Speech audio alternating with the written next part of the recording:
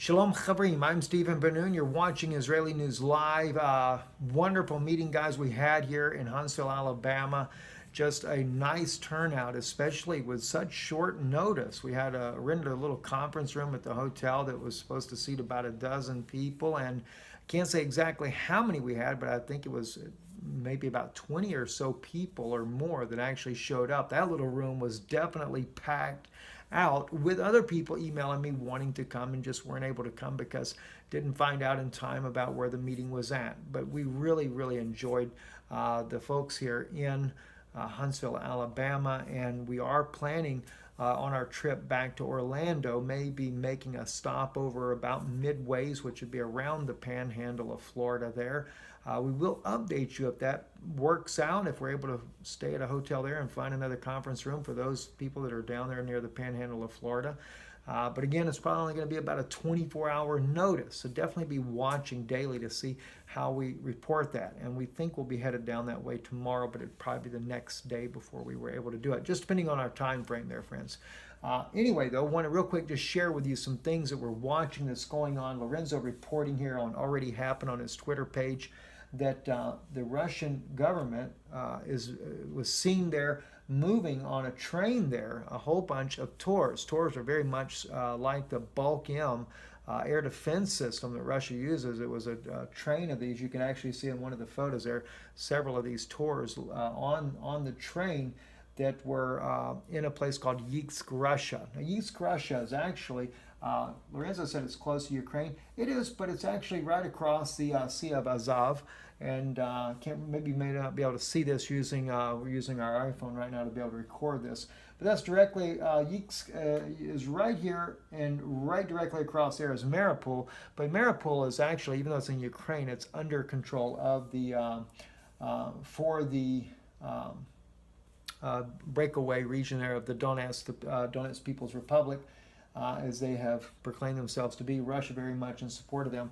Whether or not this train load, though, is intending on stopping in Yeysk and being there to be able to use for whatever purpose, I don't know. Or is it actually going around Azov there and then coming back up to the Ukrainian border? Don't know that answer either. We do know that Russia, though, has moved a lot of military equipment by ship and by rail into Crimea, and we've seen that Russia's been beefing up their defenses there. Of course, if you back out just a little bit here on the map, we know that Russia is getting ready to start the Zapad exercises, claiming that they have 13,000 troops inside of Belarus. A lot of concern with NATO over this activity, so NATO has also started their own military drills over here in Lithuania, Latvia, Estonia, Poland, and so which way is this going to go? Hopefully everything will stay peaceful. That's kind of our hope and prayer, that it will stay peaceful.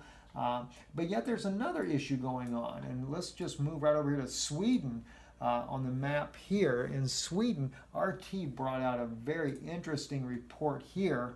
We'll just make sure we kill the sound here so we don't have to hear the sound as well. But RT reports youth gangs openly sell drugs, carry guns in Swedish no-go zones. Local shopkeeper to RT kind of spilling the beans on this, because it's just not being spoken about to the world. No one seems to realize what's really going on. So I really applaud RT for bringing this out. But look at this, burning the cars, areas characterized by criminal presence, hostility towards outsiders, and religious extremism, beating people. Now, some of this is old footage here. I've seen this before myself.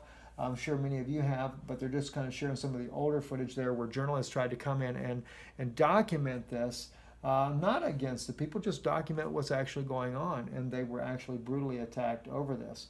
So it's a very major problem. And of course, what do we have? Angela Merkel is talking about bringing in more refugees and saying that Europe can handle it. I think some extra 40,000 or 400,000, I forget the actual number that was used on there.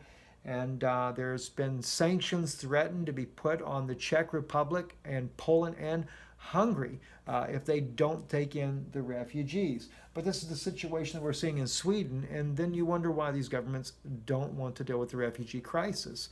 Very troubling when you cannot keep law and order in your own country. So it is troubling for Europe and what's going on there and of course, as well with the military exercises, things like that. So definitely do keep these people in your prayers as well.